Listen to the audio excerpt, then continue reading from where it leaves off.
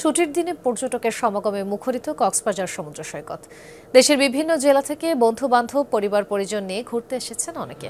ভোর থেকেই কলাতলী, সুগন্ধা, লাবণী সহ সৈকতের প্রতিটি পয়েন্টই পরিণত হয়েছে জনসমুদ্রে। উত্তাল লোনা জলের সাথে মাতামাতি। কেউ কেউ বেড়াচ্ছেন হিমছড়ির পাহাড়, কেউ বা গেছেন ইনানি সৈকত সহ দর্শনীয় আরও স্পটগুলোতে। পর্যটকদের নিরাপত্তায় কাজ করছে জেলা প্রশাসন ও ট্যুরিস্ট পুলিশ।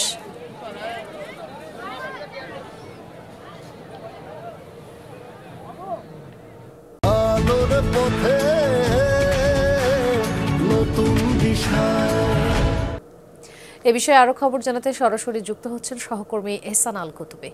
এহসান, এরই মধ্যে তো অনেক পর্যটক নিশ্চয়ই ভিড় জমিয়েছেন, যেহেতু সন্ধ্যা নেমে এসেছে। এখন সাগর পাড়ে কি অবস্থা দেখছেন?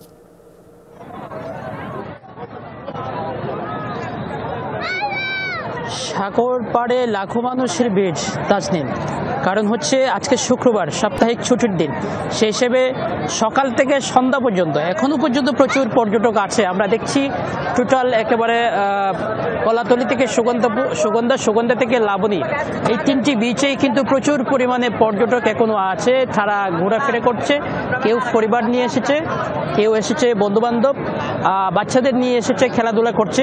এটা আমরা সারাদিনের চিত্র দেখেছিলাম এবং সাগরে গোসল করার যে দৃশ্য সেটিও দেখেছি। কিন্তু এখনো পর্যন্ত আমরা অনেককেই দেখতে পাচ্ছি সাগরে গোসল করছে। এই সময়টা কিন্তু খুব ভয়ঙ্কর অবস্থা থাকে এবং তাদেরকে আমরা দেখেছি মাগরিবের আগে, এখন যেহেতু সন্ধ্যা অলরেডি সন্ধ্যা চলে এসেছে, এর আগে আমরা দেখেছি এখানে যারা সিসিএফ লাইফগার্ডের সদস্যরা রয়েছেন তারা কিন্তু তাদেরকে বারবার সতর্ক করছেন এবং তাদেরকে উপরে তুলে দেওয়ার জন্য চেষ্টা করছিলেন, বারবার সতর্ক করছিলেন, কিন্তু কেউ নাছোড়বান্দা তারা কেউ মানেনি। তবে পর্যটক প্রচুর আছে। শুধু কক্সবাজার সমুদ্র সৈকত নাই, সৈকতের পাশাপাশি কক্সবাজারের যে অন্যান্য পর্যটন স্পটগুলো রয়েছে, হিমছড়ি, ইনানি সহ একেবারে টেকনাফ পর্যন্ত প্রচুর পরিমাণে পর্যটক রয়েছে। তবে এই পর্যটকের সংখ্যা বলা যায় অনেক কম এই মৌসুমের জন্য। কারণ হচ্ছে এই মৌসুমে সেন্ট মার্টিনকে ঘিরেই আরও বেশি পর্যটক আসার কথা। সেই হিসেবে পর্যটক সেন্ট মার্টিন বন্ধ থাকায়, অর্থাৎ যাতায়াত বন্ধ থাকায় এখনো পর্যন্ত পর্যটকের যে চাপ সেটি বলা যাচ্ছে না। তবে আশা করা হচ্ছে খুব দ্রুত সময়ের মধ্যে, ব্যবসায়ীরা যেটি আশা করছেন, দ্রুত সময়ের মধ্যে সেন্ট মার্টিনে পর্যটকদের যাতায়াত ওপেন করা হবে, খুলে দেওয়া হবে। যুক্ত হওয়ার জন্য ধন্যবাদ এহসান।